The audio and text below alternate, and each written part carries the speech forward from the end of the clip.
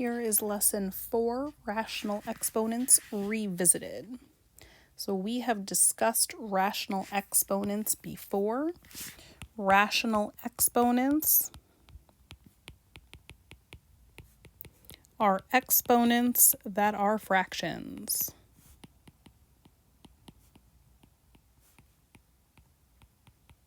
They were in our radical unit, which I think was unit 4. So anytime you see a fraction that's an exponent, or an exponent that's a fraction, you should be doing power over root. So each one of these can be switched into a radical. Here the base is 9. My power is 1. My root is 2. When the root is 2, this is your regular square root. Remember, a square root, we normally don't show the 2 in there. Just like an exponent of 1. So this power of 1 technically does not have to be shown. And radical 9, we should know is 3. If you go to type this into your calculator, you should be getting the same answer. So next one, we have one of our laws of exponents, our negative rule. Technically, this 25 is over 1, so we can take the reciprocal of it, and it changes the sign of our exponent. And again, power over root.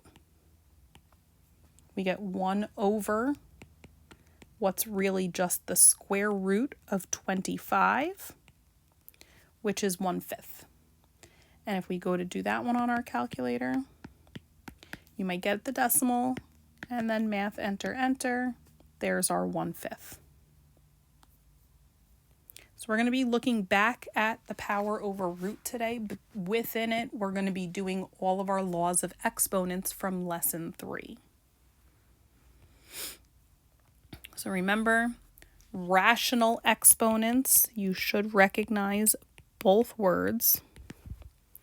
If I have b to the power m over n, when I take the square root, the root is n, and the m would stay on as the power by itself.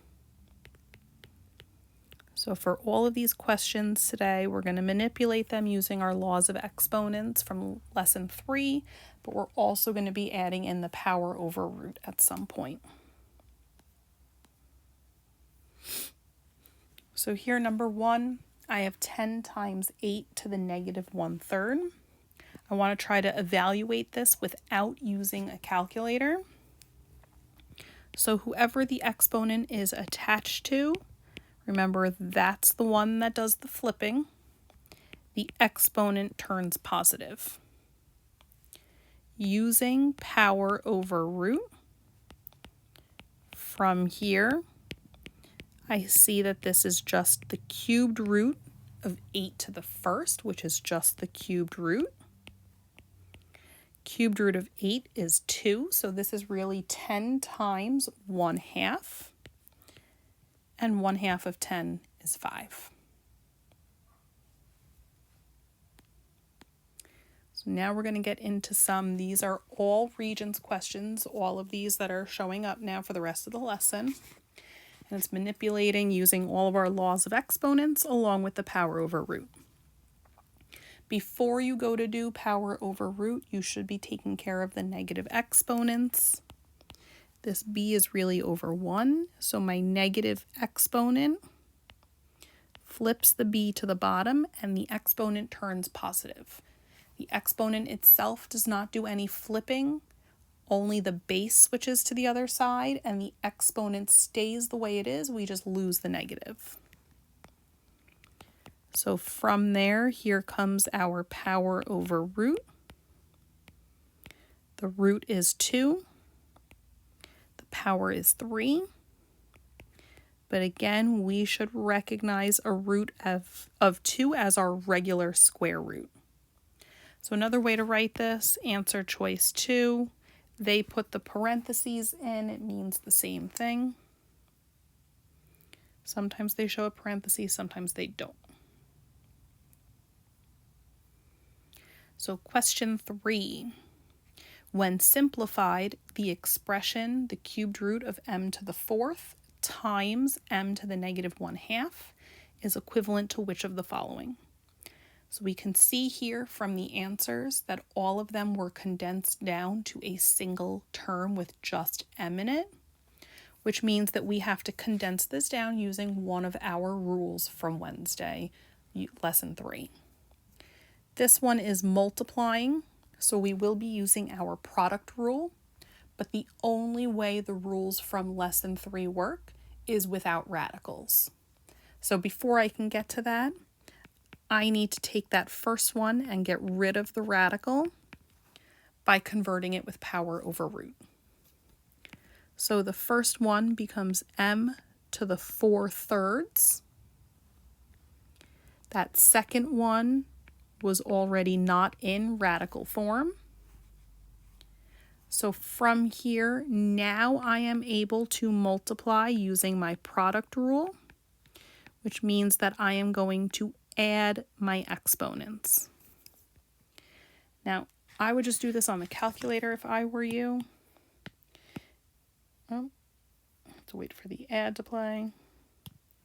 If I do my fraction 4/3 plus, or you could do minus, negative 1/2. Yours gives it back as a fraction again if you're using the fraction, otherwise math enter, enter. The new exponent for m is 5/6.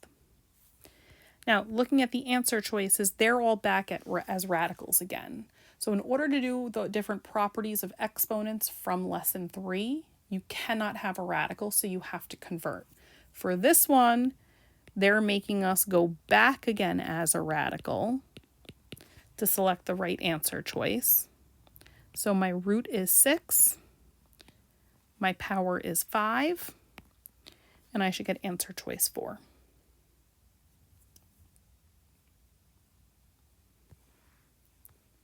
Number 4, for x not being able to equal 0, which expressions are equivalent, meaning equal to, 1 divided by the 6th root of x.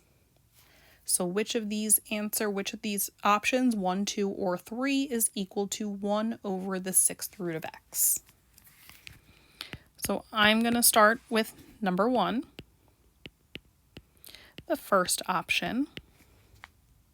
In order to condense, if we look at what we're trying to see we're equal to, it only has one x in it. Right now I have 2 with this first one.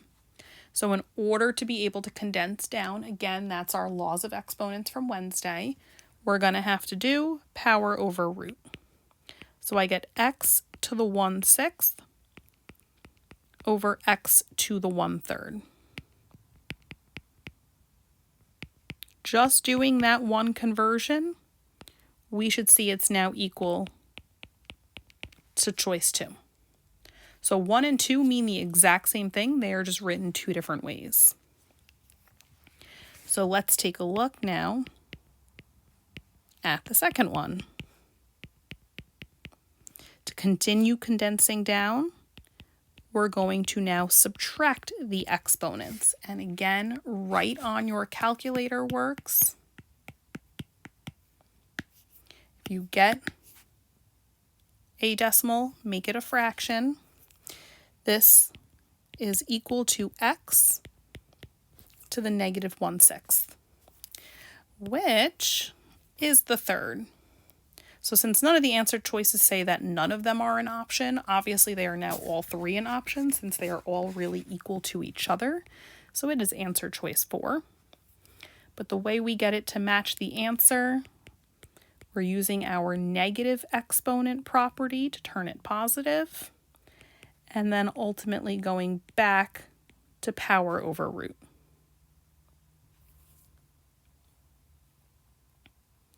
Question 5, which of the following is equivalent to the 4th root of 16x squared y to the 7th in rational exponent form? So they're telling you here to do power over root. 16 itself has its own power of 1, so each one of these is getting their own rational exponent. We're going to have 16 to the 1/4. X is to the 2/4. Y is to the 7/4. From there, doing a little simplifying, plug the numbers into your calculator. 16 is to the power 1/4. They are not being multiplied together. That is the exponent. You should get 2, not 4. For the x, you can simplify. 2/4 is 1/2. If you need to do it on your calculator, go for it. Hit math, enter, enter. Got an ad playing. And then for the y, there's no simplifying there. It's just y to the 7/4. So this one matches answer choice 1.